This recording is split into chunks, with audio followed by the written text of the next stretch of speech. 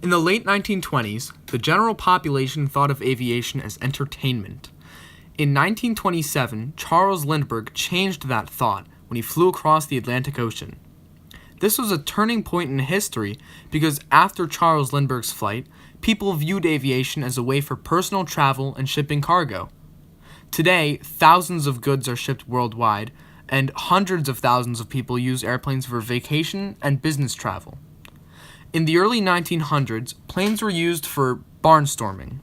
Barnstorming was a form of entertainment that involved airplanes flying upside down and people such as wing walkers wowing audiences. These shows were mostly done in large fields or cow pastures.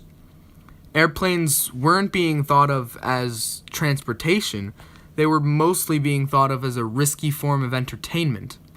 Orville and Wilbur Wright created the first self-propelled aircraft in 1903. This was largely unknown for about 3 years after they flew for the first time. Orville and Wilbur Wright made propellers for their airplanes based off of a wing design because they knew they needed to propel the airplane. And after they prepared the airplane for the first time and flew it around, people weren't quite sure if they had done it or not. They only heard it by word of mouth. Orville Wright was once credited with saying, "Flight was generally looked upon as an impossibility, and scarcely anyone believed it until he had seen it with his own eyes." The Wright brothers believed that airplanes would eventually transfer passengers and mail. Without the accomplishments of the Wright brothers, Charles Lindbergh would not have been able to design and build such a successful plane as the Spirit of St. Louis. Charles Lindbergh made the first nonstop solo flight across the Atlantic Ocean in 1927. He started his aviation journey when he was working with Donald Hall, who was a designer for the Ryan Aeronautical Company in San Diego. He and Donald Hall built a small, one-cockpit plane with a single engine to save room for more gasoline and so that the plane would be lighter. The plane had extra fuel tanks, including one for the cabin that required Charles to use a periscope instead of looking out the window. To Lindbergh, the key to a successful flight was having enough gasoline to make the 3,610-mile flight. Charles decided to name his single-engine monoplane the Spirit of St. Louis. The tiny Spirit of St. Louis was able to hold 3,000 pounds of fuel and oil, more than any other airplane lifted in the air before it. The fuel on board of the plane weighed more than the plane itself. Many people were scared and hesitant to hail Charles Lindbergh.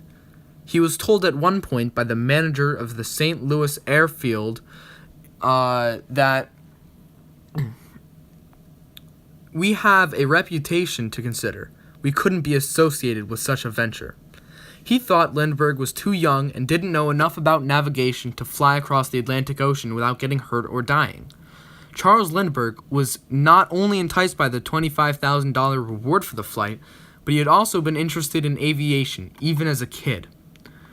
On May 10th through 11th, Lindbergh flew the Spirit of St. Louis for a test run. He flew from San Diego to New York, beating the transcontinental record in 20 hours and 21 minutes.